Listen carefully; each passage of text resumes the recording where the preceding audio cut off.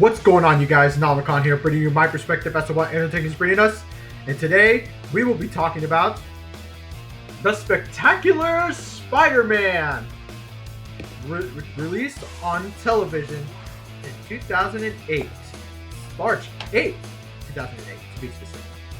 This show was a huge success for a Saturday morning cartoon, not only commercially, but critically as well. Many people praise the show for using mature themes, using its source material faithfully, the unique character designs, and art style, along with its vocal performances. The show stars Josh Keaton, Lacey Chabert, James Arnold Taylor, Darren Norris, Vanessa Marshall, Alana Ubach, Clancy Brown, and Ben Diskin. The show was created by Greg Weisman and Victor Kuhn. The show revolves around high school student Peter Parker, as he tries to manage between his high school life and being Spider-Man. Each season, according to Greg Weisman, takes place per semester. The theme for the series is education. Peter Parker's education, to be specific. We also get to see some of Peter's known adversaries early on. Foes such as the Vulture, Shocker, Electro, Rhino, Sandman, Dr. Octopus, and Venom. Alright, I'm not going to sugarcoat it. This show is peak fiction. This show is one of the greatest adaptations the web has gotten. Everything from how the show was written, significant character arcs, the animation, the action, the animation. Oh my god, it is absolute perfection. Josh Keaton as Peter Parker is peak casting. Literally just as perfect as Christopher Daniel Barnes for the 90s Spider-Man show. There's a reason why he voiced Spider-Man in many other projects. The biggest of which was Marvel vs. Capcom 3. While I may slightly prefer the 90s Spider-Man show, though, due to the amount of content it has and the fact that it was the first Spider-Man show that I remember watching, The Spectacular Spider-Man is no slouch. This show is Kids WB's swan song. This was released when Kids WB was transitioning from that name to the CW4 Kids. This show was everywhere when it came out. This show was arguably the last Saturday morning cartoon to be a massive hit. It had the ratings, toys, commercials, popularity. This show had it all. It really could have had a long-standing legacy in the superhero genre, but alas, that wasn't meant to be. This show only lasted for 2 seasons, with it only having 26 episodes, with the last episode leaving on the cliffhanger. The show was canceled due to the fact that at the time, when it came out, Disney was on the verge of acquiring Marvel, and unfortunately, The Spectacular Spider-Man was a victim of this acquisition. The second season was aired on Disney XD, and because of the fact that not every household had Disney XD, the ratings plummeted. This is an absolute shame because this show was supposed to have approximately 65 episodes with 5 seasons being planned. They were supposed to introduce Carnage, Hydro Man, and the Hobgoblin. We were supposed to get S.H.I.E.L.D. So they were planning on expanding beyond just Spider-Man. S.H.I.E.L.D. potentially being involved would imply that we would have gotten other Marvel characters. We probably would have gotten Nick Fury, Daredevil, Wolverine, Captain America, maybe even the Kingpin, for Christ's sake. I know that he's more.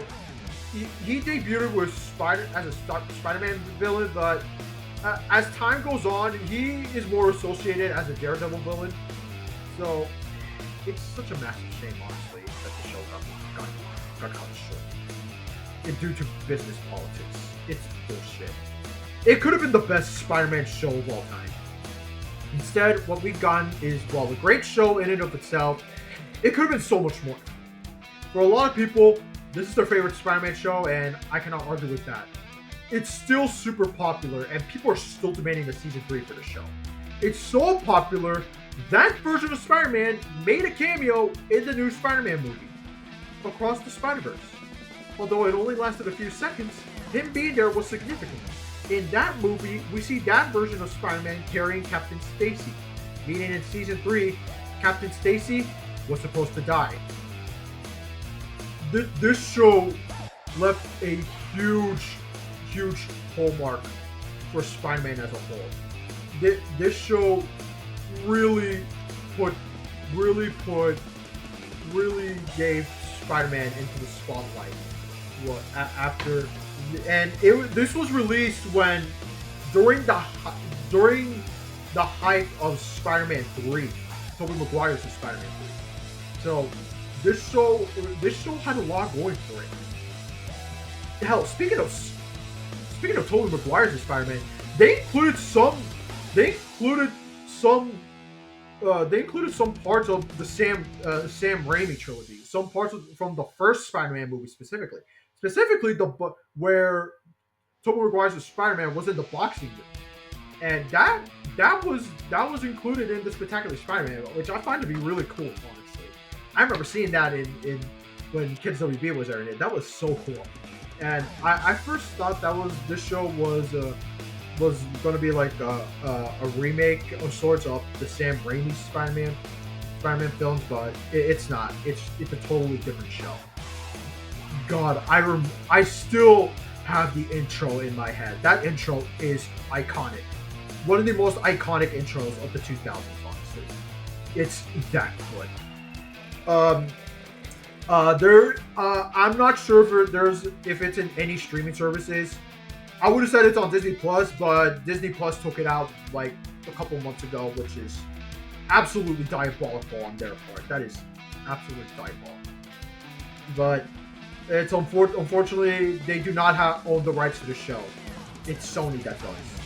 And if you guys want a season 3 of the show, or hell, maybe a movie like to get it on Disney Plus, Sony and Disney have to work together, and they have to agree on something.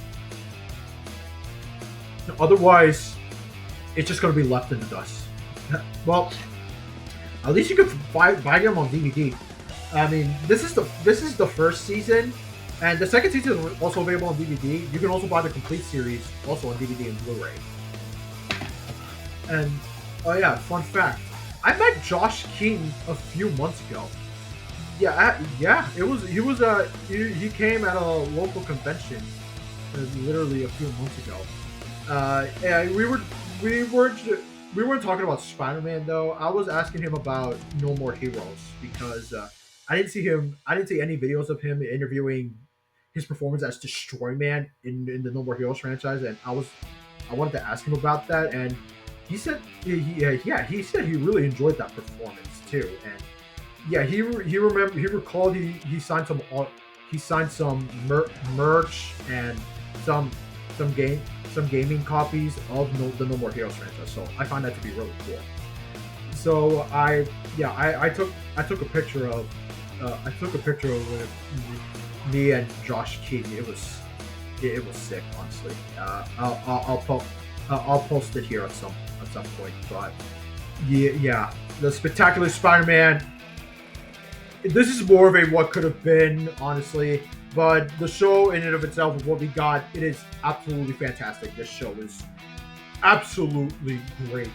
I highly recommend every single Marvel person, Spider-Man fan, any animation fan to check this out. This show is absolutely fantastic.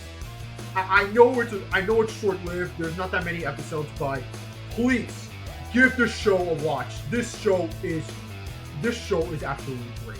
I highly recommend this. But for those of you that have watched the Spectacular Spider-Man, did you like it? Did you hate it? Let me know in the comments down below. Make sure to subscribe to my channel if you haven't, and if you want to, make sure you follow my Instagram, Backlog, and Letterboxd down in the description down below. This is Namicon. I'll see you all next time.